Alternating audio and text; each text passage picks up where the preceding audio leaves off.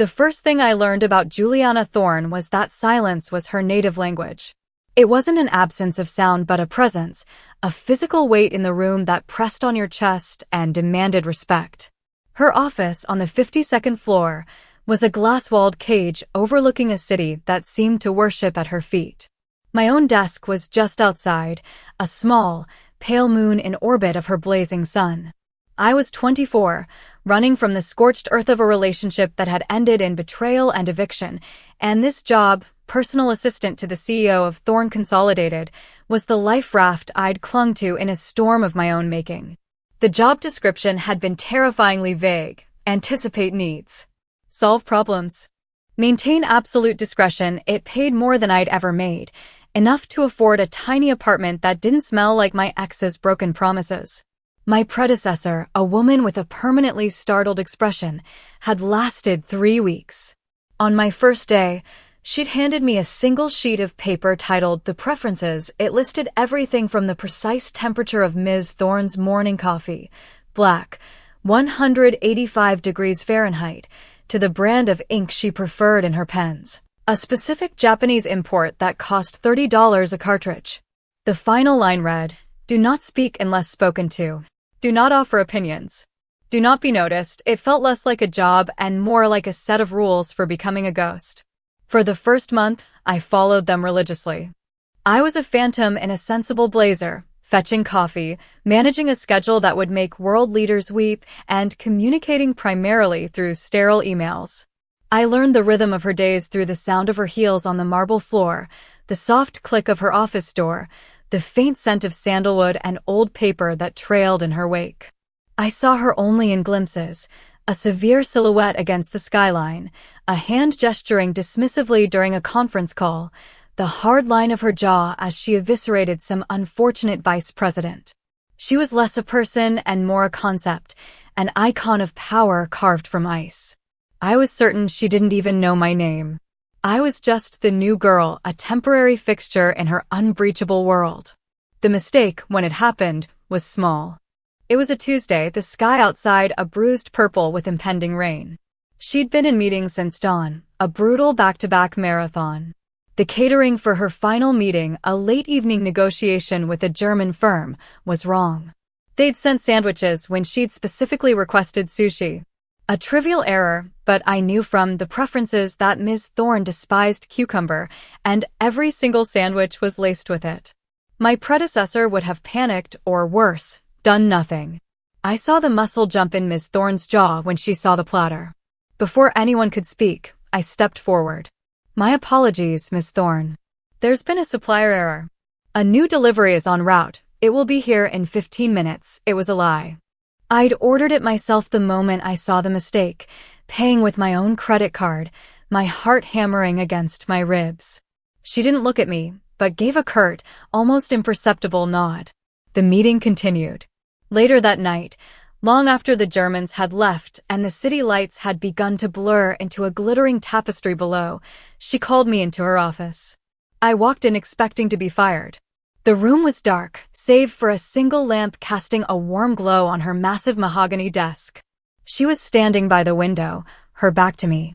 "The sushi was acceptable," she said, her voice softer than I'd ever heard it, stripped of its boardroom armor. "You handled that, it wasn't a question." "I did," I managed, my voice a squeak. She turned, and for the first time, she really looked at me. Her eyes were a startlingly clear gray, exhausted and ancient. "Leave the receipt with finance. They will reimburse you." She paused, her gaze lingering. "What is your name?" "Alara," I said, my throat dry. "Alara," she repeated, tasting the word. It sounded foreign and fragile in that vast, silent room. "Don't let it happen again." It was a dismissal, but it felt like something else entirely. It felt like I had, for a single moment, been noticed. That small crack in her facade became a fissure. The rules began to bend, then break, not with any formal declaration, but through a series of quiet, unspoken shifts. A week after the sushi incident, she asked me to stay late.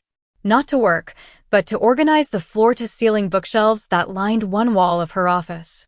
"The current system is illogical," she stated, gesturing vaguely at the leather-bound volumes. "Organize them." By genre, then alphabetically by author. It was a personal task, a curator's job, not an assistant's. For 3 nights, I worked in the quiet hum of her office after everyone else had gone home, the scent of her perfume clinging to the air. I ran my fingers over the spines of books on maritime law, Renaissance poetry, and theoretical physics. I discovered she had a surprising affection for worn, dog-eared paperback mysteries, tucked away on a lower shelf like a guilty secret. On the 3rd night, she didn't leave. She sat at her desk, ostensibly working, but I would catch her watching me in the reflection of the dark window. "You're very thorough, Alara," she commented, her voice startling me from my focused state. I was on a ladder, reaching for a high shelf. "I like things to be in their proper place," I replied, not looking down. I could feel her gaze on me, a tangible pressure. "And what is your proper place?" The question hung in the air, intimate and strange. I had no answer. I simply placed the book on the shelf and descended the ladder, my hands trembling slightly. She was testing me, I realized. Not my competence, but something else. Something I couldn't yet name. The domestic tasks escalated. She started having me order her dinner, not to the office, but to her penthouse upstairs. "I'll be working late. Just have it sent up," then it became, "Tell me what you ordered for me, then order something for yourself as well. Eat at your desk." "I can't have you fainting." We would eat in our separate spaces, connected by a few hundred feet of wire and concrete, and I would wonder if she was eating the same spicy Thai noodles, if she was thinking, as I was, about the strangeness of the shared, solitary meal. One Friday, a storm rolled in, a violent, angry thing that lashed the windows with sheets of rain and made the building sway almost imperceptibly. The power flickered. She called me into her office just as I was packing up to leave. "The roads will be a mess. It's not safe for you to travel." Her tone was flat, a statement of fact. "You can wait it out here," but the storm didn't pass. It raged for hours. Around 10, she finally looked up from her computer. "This is ridiculous," she said, more to herself than to me. "Come upstairs." My heart stopped. Upstairs was her home. Her sanctuary. The place no employee ever went. "Miss Thorne, I couldn't possibly." "Don't be difficult, Alara. It's in order." The elevator ride was the longest of my life. Her penthouse was not what I expected. It was stark and minimalist, all glass and steel and shades of gray, like her office. But it was also achingly lonely. There were no photographs, no clutter, no signs of a life lived, only beautiful empty spaces. It was a museum of a person, not a home. She gestured toward a sprawling white sofa. "Sit." She disappeared into a kitchen I couldn't see and returned with 2 glasses and a bottle of whiskey that was probably worth more than my rent. She poured 2 fingers in each glass and handed one to me. Our fingers brushed. A jolt, sharp and electric, shot up my arm. Her eyes met mine for a fraction of a second, and I saw something flicker there. Surprise, maybe. Or recognition. We sat in silence for a long time, the only sounds the drumming of the rain and the distant wail of a siren. The whiskey burned a warm path down my throat. "Why do you work for me?" she asked abruptly, her voice low. She was looking out at the storm, at the lightning that briefly illuminated the chaos. "I needed a job," I said honestly. "I needed to start over." "We're all starting over, all the time," she murmured. "We just pretend we're continuing on the same path." She took a sip of her drink, the crystal glass looking impossibly delicate in her hand. "My husband, my late husband, built this company. He designed this apartment. He believed that if you built high enough, you could see past the horizon, that you wouldn't be touched by the mess on the ground." Her voice was devoid of emotion, a simple recitation of history. He was wrong. The mess always finds you. I didn't know what to say. This was a confidence so far beyond the bounds of our professional relationship that I felt like an intruder. I was seeing the woman behind the CEO, the raw, wounded person beneath the layers of tailored wool and impenetrable authority. And she was lonely. The realization hit me with the force of a physical blow. Her power, her wealth, her skyscraper, it was all just a cage. A beautiful empty cage. "He also collected those mystery novels," I said softly, surprising myself. "The ones on the bottom shelf." Her head snapped toward me. Her gray eyes were wide, vulnerable. A wall had just crumbled into dust. How did you know? I noticed, I said. They seemed well loved.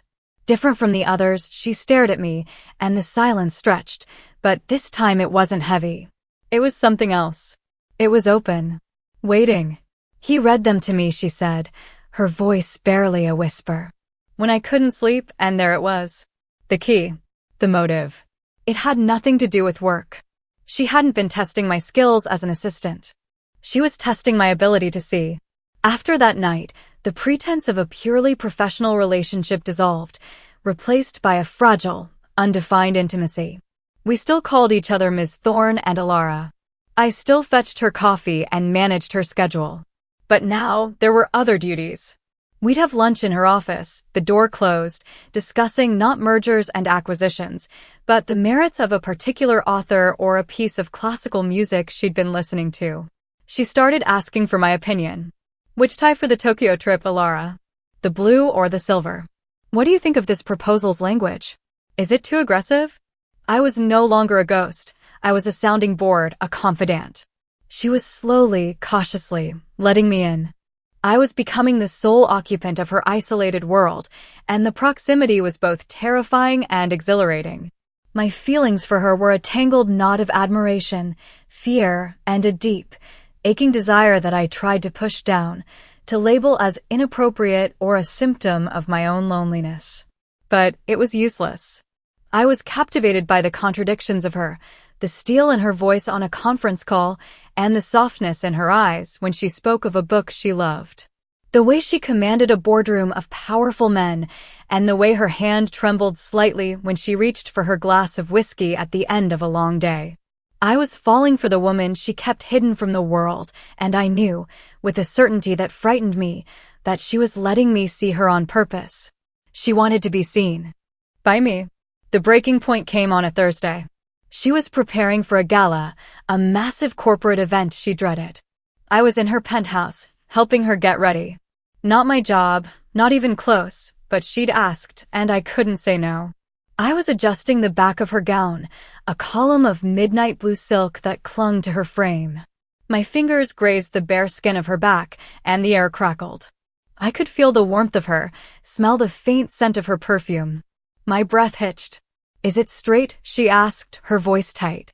She was watching my reflection in the full-length mirror, her gray eyes dark and intense. "Yes," I whispered, my hand lingering for a moment too long. I should have pulled away, retreated to my professional corner. But I couldn't. Her gaze held mine in the mirror. Everything we hadn't said, everything we had been building between us for months, was in that look. Longing. Fear. A desperate, shared loneliness. "Don't go," I heard myself say, the words escaping before I could stop them. "What?" she breathed, her voice raspy. "Don't go to the gala. Stay here." It was an insane, career-destroying thing to say. But I didn't care about my career anymore. I only cared about the hollow ache in her eyes. She turned around slowly, her movements deliberate. We were inches apart. I could see the fine lines around her eyes, the pulse beating at the base of her throat.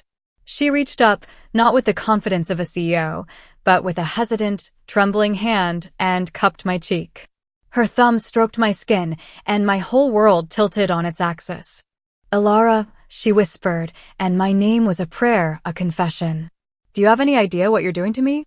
"I think so," I said, my voice shaking. "I hope so," and then she closed the distance, and her lips met mine. It wasn't a kiss of passion, not at first. It was a kiss of profound, soul-deep relief. It was the breaking of a dam, the surrender of two people who had been drowning in their own solitude. It was quiet, and it was tender, and it was everything. The world did not end. The company did not collapse. The next morning, I woke up in her bed, tangled in white sheets that smelled like her. The city was waking up below us, a distant, muffled hum. She was already awake, sitting in an armchair by the window, a cup of coffee in her hand, wearing a simple silk robe. For a moment, I was terrified. What now? Would she regret it? Would she fire me, send me away with a severance package and a non-disclosure agreement? She turned and saw I was awake. A small, genuine smile touched her lips. It transformed her face, erasing the years and the burdens. "Good morning, Alara," she said, her voice soft. I sat up, clutching the sheet to my chest. "Good morning." Juliana, using her first name, felt like crossing a final, irrevocable line. She nodded, accepting it. "I made coffee," she said, as if it were the most normal thing in the world. As if I hadn't just completely dismantled the careful architecture of our lives. I got out of bed, wrapped a sheet around myself, and walked over to her. She handed me the cup. Our fingers brushed, and this time, the jolt was one of sweet familiarity. I sat on the floor at her feet, leaning my head against her knees, and we watched the sun rise over the city. There were a million questions. How would this work? What would people say? What were we to each other? But none of it mattered in that moment. The silence between us was no longer a weight. It was a comfort. A shared space where we didn't need words. Her hand came down to rest in my hair, her fingers gently stroking my scalp. It wasn't the touch of a boss or even of a lover. It was the touch of someone who had found their home. We figured it out. It was messy and complicated and required a level of discretion I'd only read about in spy novels. I resigned my position, a move that sent shockwaves of gossip through the company.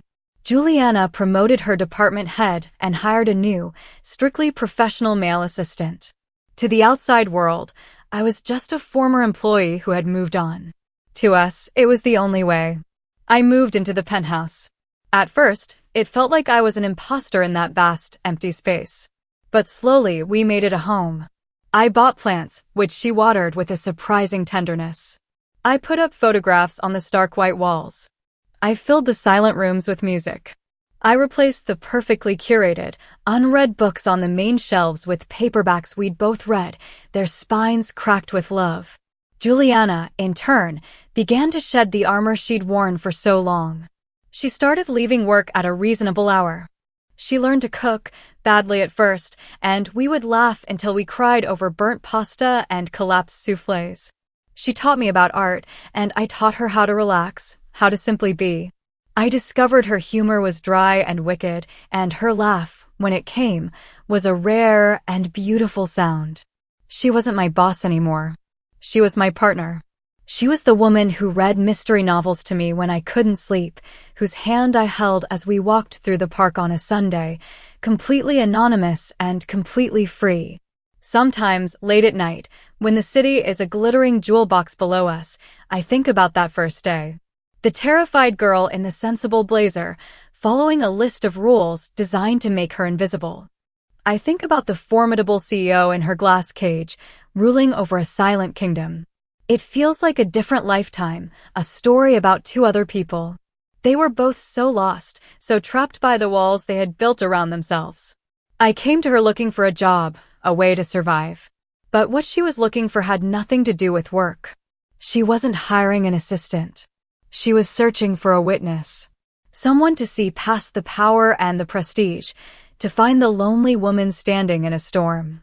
Someone to help her organize the illogical pieces of her life and put them in their proper place. I look over at her now, asleep beside me, the hard lines of her face softened in the moonlight, and I know I've found my proper place, too. It was never behind a desk outside her office. It was always right here,